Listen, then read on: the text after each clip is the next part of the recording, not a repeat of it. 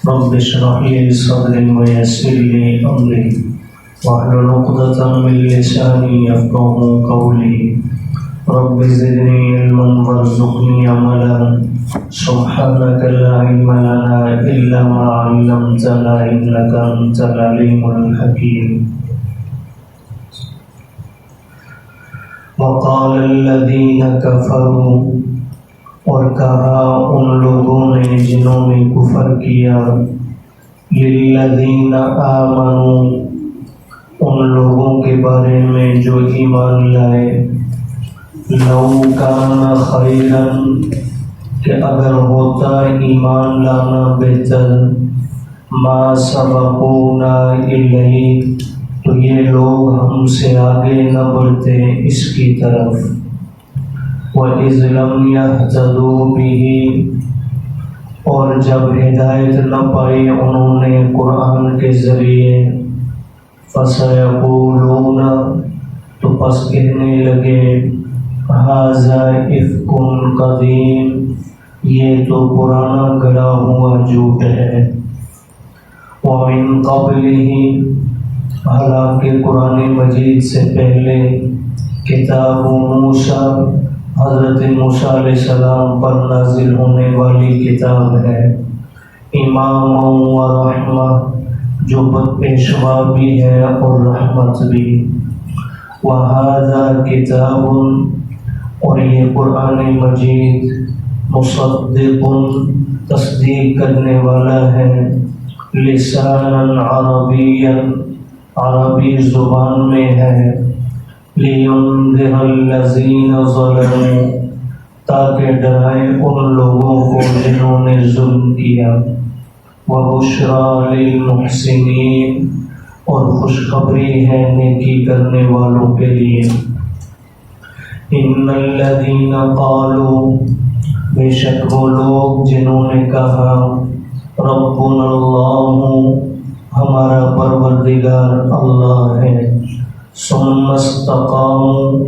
پھر اس پر ڈٹ گئے فلا خوف علیہم پس نہیں ہے ان پر کوئی خوف ولا هم يحزنون اور نہ ہی وہ غمگین ہوں گے اولئک اصحاب الجنت یہی لوگ ہیں جنت والے خالدین فیہا ہمیشہ رہیں گے اس میں جزاء بما كانوا يعملون یہ بدلہ ہے اس کا جو وہ عمل کرتے تھے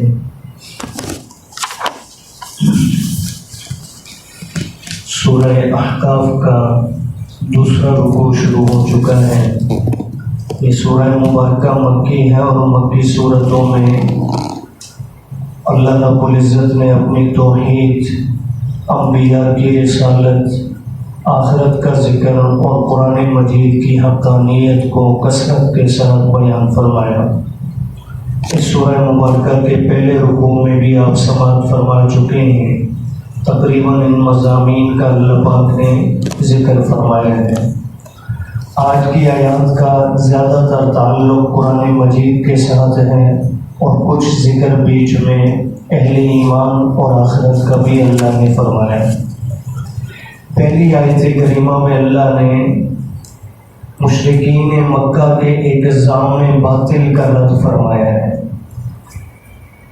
اور یہ الزام باطل صرف اس وقت کے کافروں کا نہیں تھا آج کے دور کے بھی دنیا پرستوں کا یہی الزام موجود ہے اس سے قبل بھی میں نے ایک مرتبہ ذکر کیا تھا ہمارے محلے میں کوئی اجنبی شخص آئے اور آ کر کہے کہ محلے کے اندر جو بڑا آدمی ہے میں اس سے ملنا چاہتا ہوں تو ہماری کوشش ہوگی محلے میں کوئی ایم پی اے رہتا ہو تو ہم اس کی طرف لے کر جائیں گے اگر ایم پی اے نہیں ہے تو کوئی چودھری صاحب کوئی مالک صاحب کوئی رہتا ہے دنیاوی اعتبار سے جس کے پاس حیثیت اور اتھارٹی ہے ہم اس کے پاس لے کر گئے یہ ہماری سوچ آج بن چکی ہے کہ بڑائی نام ہے دنیا کا دنیا کی اتھارٹی دولت جس کے پاس ہے وہ بڑا ہے حالانکہ اگر یہ بڑائی کا ذریعہ ہوتی دنیا تو اللہ سب سے زیادہ اپنے محبوب کو دنیا اٹھا کر عطا کرتے، اور حضور بھی اس کو پسند فرماتے۔ یہ الگ بات ہے کہ رب تعالیٰ نے اپنے حبیب صلی اللہ علیہ وسلم کو یہ اختیار دیا کہ اگر آپ چاہیں تو میں اس پہاڑ کو سونے کا بنا دوں، آپ جتنا چاہیں خرچ فرمائیں، لیکن اللہ کے محبوب نے تواضع کو، عاجزی کو اختیار فرمایا، فقر کو پسند فرمایا۔ فرمایا میرے رب میں چاہتا ہوں میرے گھر میں کبھی چولہا جلے اور میں شکر کروں، اور کبھی چولہا بند ہو تو میں صبر کروں۔ تو حضور علیہ الصلوۃ والسلام کی بڑائی کا، جو کہ اللہ کی ذات کے بعد سب سے بلند مقام کس کا جی؟ نبی کریم صلی اللہ علیہ وسلم۔ تو حضور علیہ السلام کی بڑائی کی وجہ کیا مال و دولت ہے؟ کیا حضور کے جو ہے نا پلازے تھے بڑے بڑے، بڑی کوٹھی اور محلات تھے؟ نہیں، کچے حجروں میں آپ نے پوری زندگی مبارکہ بسر فرما دی۔ تو بہرحال آج میری اور آپ کی سوچ بھی یہ بن چکی ہے کہ بڑائی کی وجہ شاید دنیا کے یہ دولت اور یہ چیزیں ہیں، اور یہی سوچ اس وقت مشرکین مکہ کی تھی، جس کی وجہ سے انہوں نے صحابہ اکرام پہ ایک اعتراض کیا۔ اور یہ صحابہ پہ اعتراض آج ہی کی بات نہیں ہے، یہ ہر دور کا کافر صحابہ پہ اعتراض کرتا چلا ہے۔ لیکن آج ہی انشاءاللہ ایک آیت آ رہی ہے، اس میں بھی ہم وضاحت کریں گے کہ اس کا مصداق کون ہے حقیقت کے اندر۔ تو بہرحال مشرکین مکہ کا ظام باطل یہ تھا کہ چونکہ دنیاوی اعتبار سے صحابہ، چونکہ اکثر جن لوگوں نے ابتدا میں اسلام قبول کیا کوئی غلام ہے، باندی ہے، اللہ ماشاء اللہ کوئی مالدار شخص تھا جس نے اسلام، جیسے ابوبکر صدیق، عبد الرحمن بن عوف رضی اللہ عنہما، ورنہ اکثر غلاموں کی تعداد تھی۔ تو جنہیں دیکھ کر مشرکین مکہ کہا کر، ایک تو یہ بھی طعنہ دیا کرتے تھے کہ دیکھیں جی کون سے کوئی بڑے لوگ، لینڈار لوگ جو ہیں حضور کے پیچھے چل رہے ہیں، یہ سارے غریب ناداری تو اکٹھے ہوئے ہیں، اس سے ہمیں کیا فرق پڑتا ہے۔ اور دوسرا ان کا جس ظام باطل کا اللہ نے یہاں ذکر فرمایا کہ جس طرح دنیا کے اندر کوئی نفع کی چیز آتی ہے تو ہم پہلے بڑھتے ہیں اس کی طرف، مال تجارت کوئی آیا جس میں فائدہ زیادہ ہے تو ہم پہنچتے ہیں، یہ پیچھے ہوتے ہیں۔ کسی بھی اعتبار سے دنیا میں دیکھیں تو ہم آگے ہیں، یہ ہم سے پیچھے ہیں۔ تو اگر معاذ اللہ ایمان بھی کوئی اتنی خیر کی چیز ہوتی، قیمتی چیز ہوتی، تو ہم ان سے پہلے بڑھ چکے ہوتے، یہ ہم سے آگے کبھی بھی نہ ہوتے۔ اللہ نے اس ظام باطل کا یہاں ذکر فرمایا اور اسے رد فرمایا۔ فرمایا وقال الذین کفروا، کہا ان لوگوں نے جنہوں نے کفر کیا، یعنی مشرکین مکہ نے، للذین آمنوا، ان لوگوں کے بارے میں جو ایمان لا چکے تھے صحابہ کرام، لو کان خیرا، کہ اگر ہوتا ایمان بہتر، کوئی قیمتی چیز ہوتی، کوئی وقت والی چیز ہوتی معاذ اللہ، تو ما سبقونا الیہ، یہ صحابہ ہم سے آگے نہ بڑھتے ایمان لانے میں، ہم ان سے آگے ہوتے ہیں۔ اگر کوئی فائدے کی چیز ہوتی تو یہ فائدہ بھی ہم لیتے ہیں، تو معاذ اللہ یہ کوئی فائدے کی چیز نہیں ہے۔ اللہ فرما رہے یہ کوئی ان کا مناسب اعتراض نہیں ہے جس کو غور بھی کرنے کے بھی قابل سمجھا جائے، یہ تو ہے ہی بدبخت۔ فرمائے ان کا حال یہ ہے کہ وَإِذْ لَمْ يَهْتَدُوا بِهِ، اب یہ اللہ کا کلام ہے، اور اس قرآن کے بارے میں ان کے اعتراضات آنے کے بعد انہیں چیلنج بھی کیا گیا کہ اس جیسی کوئی چیز، اس جیسا کلام لے آؤ، نہیں تو اس کی 10 صورتیں ہی بنا لو، نہیں تو کم از کم ایک صورت ہی اس جیسی بنا لو۔ یہ عاجز بھی آ چکے ہیں، لیکن اس کے باوجود آج تک قرآن پر ان کا شک ختم نہیں ہوا۔ فرمایا وَإِذْ لَمْ يَهْتَدُوا بِهِ، اگر ہدایت نہ پائیں یہ قرآن کے ذریعے، یعنی ان کی سمجھ میں نہ آئے، تو فَسَيَقُولُونَ، پس یہ ہم قریب کہنے لگیں گے، هَذَا إِفْكٌ قَدِيمٌ، کہ یہ تو معاذ اللہ پرانا گھنا ہوا جھوٹ ہے۔ فرمایا میرے پیغمبر، صحابہ پہ اعتراض تو چھوٹی چیز ہے، یہ تو قرآن کو بھی ماننے کو تیار نہیں ہے۔ اور مزے کی بات یہ ہے صحابہ دشمن جہاں بھی ملے گا وہ قرآن کا بھی دشمن ملے گا، یہ تحقیق کر کے دیکھ لیں، اس لیے کہ اللہ نے صحابہ اور قرآن کو جوڑ دیا ہے۔ یہ دونوں ہمیشہ ایک جگہ پہ اکٹھے ملیں گے، اگر کہیں ہیں تو اکٹھے ہیں، اور کسی کے دل میں اگر نہیں ہے تو دونوں نہیں ہیں، صحابہ سے بھی نفرت، قرآن سے بھی نفرت۔ اور اس وقت اس موضوع کو چھیڑیں گے تو بات کہیں اور جائے گی، اس لیے آیات کی طرف بھی آتے ہیں۔ اگلی آیت کریمہ میں اللہ پاک نے اسی بات کی تائید ہے کہ انہیں قرآن تو تسلیم نہیں، لیکن وَمِن قَبْلِهِ کتاب موسیٰ، حالانکہ اس قرآن سے پہلے حضرت موسیٰ پر کتاب اتری، حالانکہ قرآن سے پہلے حضرت عیسیٰ کا زمانہ ہے اور ان پر انجیل اتری ہے، لیکن اللہ نے یہاں حضرت موسیٰ پر اترنے والی تورات کا ذکر کیوں کیا؟ اس لیے کہ مشرکین مکہ بھی مانتے تھے کہ حضرت موسیٰ اللہ کے نبی تھے اور ان پر اترنے والی تورات اللہ کی جانب سے اتری تھی، اس بات کو وہ مانتے تھے۔ تو اللہ فرما رہے ہیں قرآن کو ماننے کو تیار نہیں، حالانکہ اس سے پہلے موسیٰ علیہ السلام پر اتری کتاب اور اسے یہ مانتے ہیں اماماً، پیشوا و رحمہ و رحمت۔ تو فرمایا وَهَذَا کتاب، اور یہ بھی تو کتاب ہے اسی رب کی طرف سے اترنے والی، مصدقن، اور صرف یہ کتاب خود ہی کتاب نہیں بلکہ پہلی کتاب تورات انجیل کی تصدیق بھی کرنے والی ہے۔ تو فرمایا جب اسے انہوں نے مان لیا ہے تو تورات میں اور قرآن کے احکام میں کون سا فرق ہے؟ جو احکام تورات میں موجود ہیں وہی احکام اللہ نے قرآن میں نازل کیے ہیں۔ کچھ چیزوں کی زیادتی موجود ہے، کچھ کی کمی ہے، لیکن باقی اختلاف دونوں میں کچھ بھی نہیں ہے۔ تو فرمایا پھر اسے ماننے کو کیوں تیار نہیں؟ اور ساتھ ہی فرمایا لسانا عربیا، ہم نے تو احسان کیا تھا یہ عربی تھے تو قرآن کو بھی ہم نے کس میں اتارا جی؟ عربی زبان میں، تاکہ یہ اچھی طرح سمجھ لیں، لیکن یہ بدبخت سمجھنے کے قابل ہی نہیں ہے۔ تو فرمایا ہم نے عربی زبان میں نازل کیا لِيُنذِرَ الَّذِينَ ظَلَمُوا، تاکہ ڈرائیں اے پیغمبر آپ اس کے ذریعے ان لوگوں کو جنہوں نے ظلم کیا، اور یہاں ظلم سے مراد شرک ہے، یعنی جو شرک میں مبتلا ہے انہیں آپ ڈرائیں۔ اور فرمایا ساتھ ہی ساتھ کہ قرآن مجید وبشرا، خوشخبری ہے للمحسنین، نیکی کرنے والوں کے لیے۔ اب اگلی دو آیات میں اللہ پاک نے بظاہر ایک اصول بیان کیا ہے جنت کے حصول کا۔ یوں کہہ لیجیے اللہ نے جنت حاصل کرنے کا ٹکٹ یہاں اس کا اعلان کر دیا کہ یہ ٹکٹ ہے، جو چاہتا ہے یہ ٹکٹ لے لے اور جنت میں چلا جائے۔ میں اکثر اس مضمون پہ کہا کرتا ہوں اس کے لیے دیوبندی ہونا شرط، بریلوی ہونا شرط، اہل حدیث ہونا شرط نہیں ہے۔ کیا شرطیں ہیں اللہ نے اس آیت میں بیان کر دی، بس یہ بتا ہے۔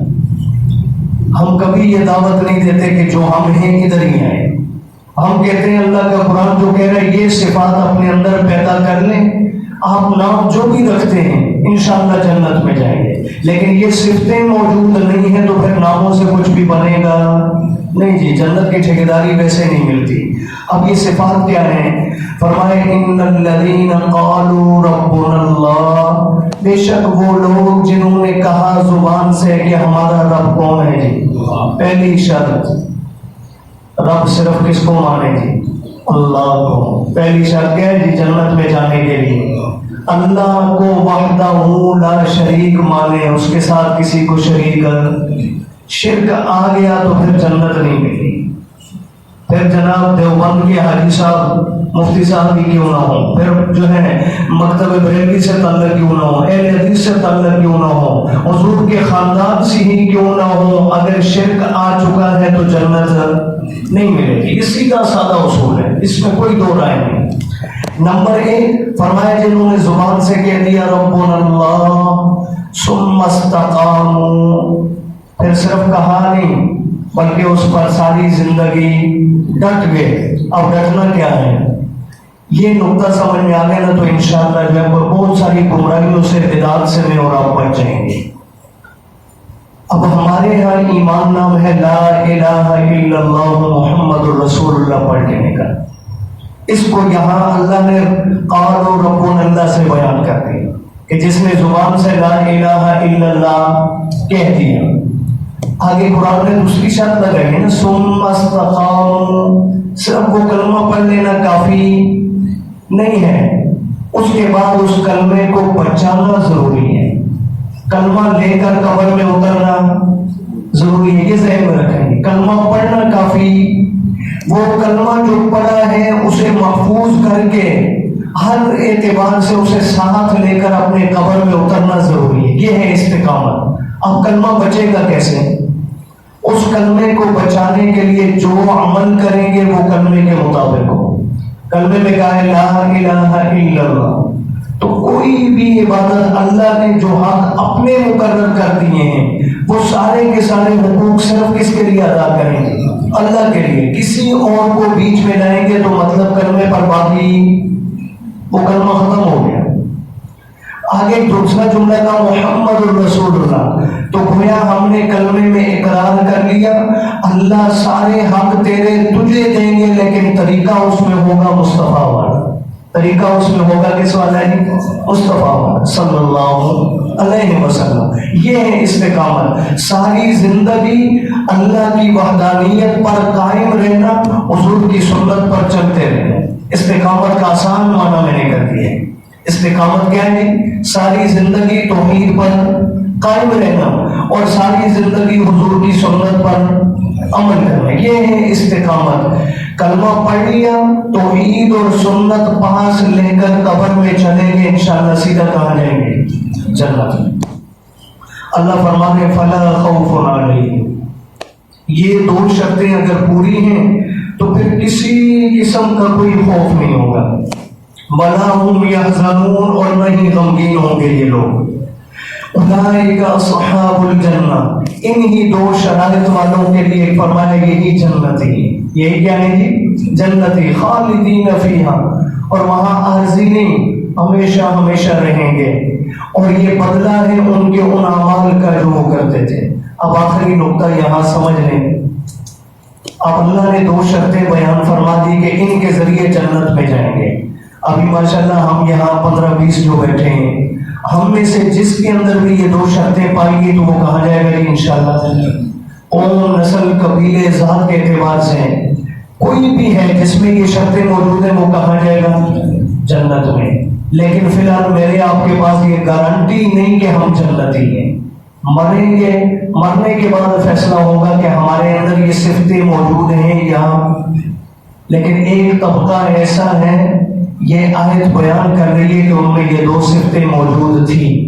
ان میں یہ دو صفتیں. اب عربی گرامر سے آپ کو اگر تعلق ہے تو قرآن کی آیت میں غور فرمائیں.